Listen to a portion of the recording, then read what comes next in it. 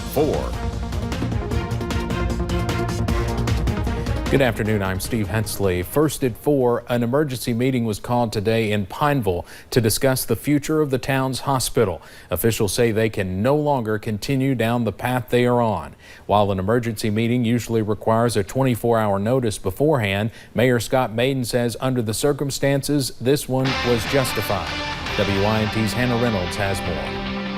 While addressing the City Council at City Hall, Mayor Scott Maiden says they need to make a decision as to whether or not to step in as temporary management. Because at the current state, the hospital could shut down in a matter of days or even hours.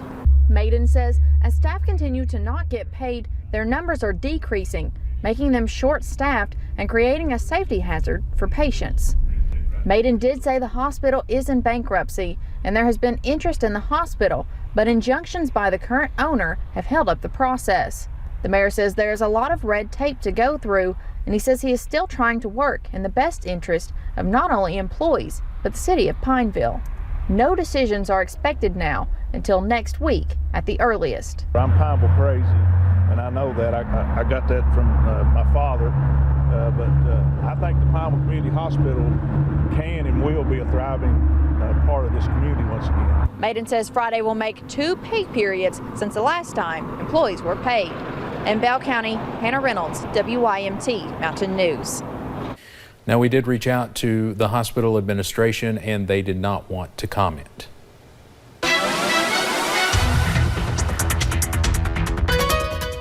Well, today was a little bit different than yesterday. It's been a little bit more gloomy out there, and now we're starting to see those showers really moving into the area. You'll notice as we take a look at the National Weather Service camera in Jackson, those clouds really increasing throughout the day. A few showers at times, and you also notice those starting to increase, especially those clouds. Looking over to the Mountain Parkway, looking a little bit gloomy over there, but mostly dry. A few of us have dodged those scattered showers today, but now we're seeing really that main line of showers and storms starting to move into our area. So scanning the skies now, you'll notice showers starting to take over areas down into Wayne County, even into the London area, Laurel counties, moving into Clay County, and even into Jackson and Rockcastle, seeing some showers over there as well. You'll notice it's a little bit cooler where those showers have fallen in the upper 60s to lower 70s out to our west.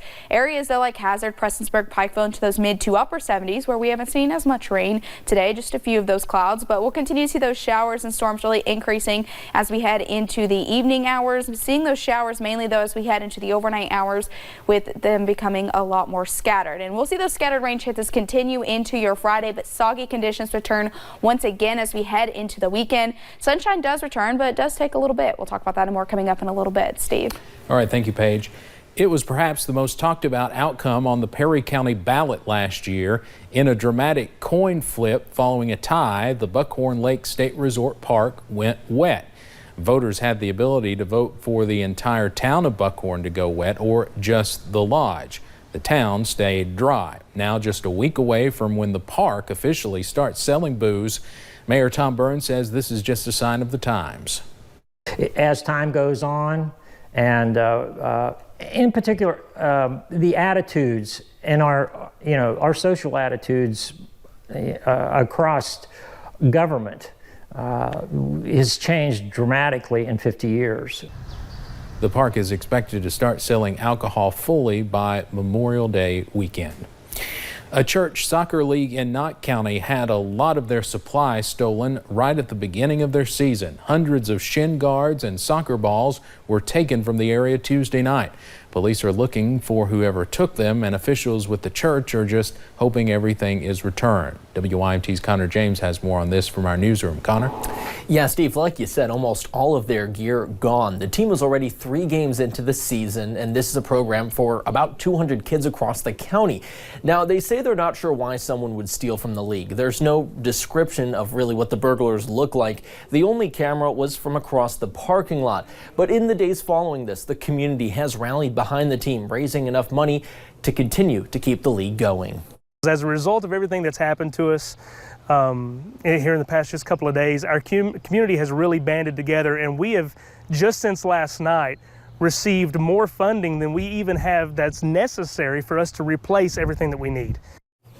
Now, Steve, at this point, although the league can keep going because of those donations, they're just asking that if anyone has any information at all, to call the Knott County Sheriff's Office. All right, Connor, thank you. A Laurel County mother is behind bars after school officials say she abandoned her 2 children. The principal at Hazel Green Elementary said there were 2 children still at the school because no one picked them up off the bus. Troopers went to the children's home to try and find their mother, Amanda Reynolds. Police said the house was in deplorable living conditions with no running water. No one picked up the children until after 8 p.m.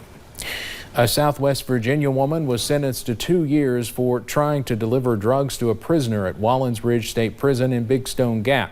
Joyce Ann Wine visited an inmate back in March of 2018 when a corrections officer found 5 small balloons filled with marijuana and tobacco hidden in her clothes. Wine previously pleaded guilty in February and was sentenced yesterday. Hazard police are still searching for the driver of a truck that caused a 5-car crash and then took off. The crash happened just before 6 yesterday evening on the Hazard bypass. Police say the driver of a pickup truck crashed into one car, which then pushed it into the back of another. Police say several people from the scene were transported to the hospital. A Clay County inmate who escaped while on work release is back in jail. Around 7 o'clock last night, family members of David Taylor contacted the sheriff's office to say that he wanted to surrender to Public Affairs Officer Trent Baker. Baker picked him up and took him back to the Clay County Detention Center. In addition to his original charges, Taylor is now charged with second-degree escape.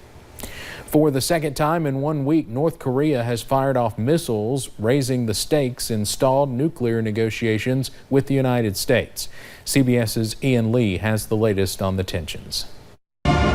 U.S. officials say Kim Jong-un's regime fired several short-range missiles overnight. South Korea's military says it's still analyzing evidence from the test launched from the northwestern part of North Korea. The missiles landed in the Sea of Japan.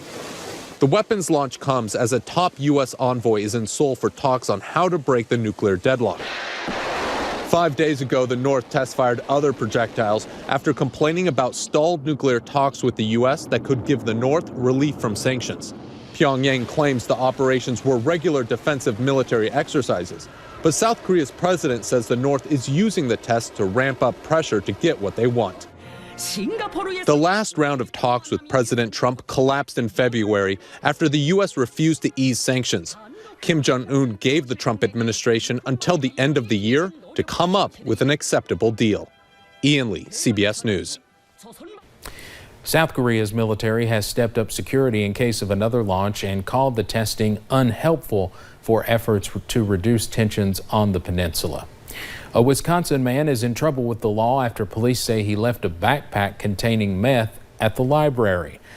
This is the suspect, 31-year-old Joel Mullen-Romo. Authorities say they were called to the Shawano Library Monday after staffers found a backpack containing meth, nunchucks, and other items. Police took the backpack to investigate, and that's when Mullen-Romo arrived at the station to claim his lost backpack. Most people won't show up and ask for it back if they know there's contraband in there, but this guy decided he wanted to get his meth back.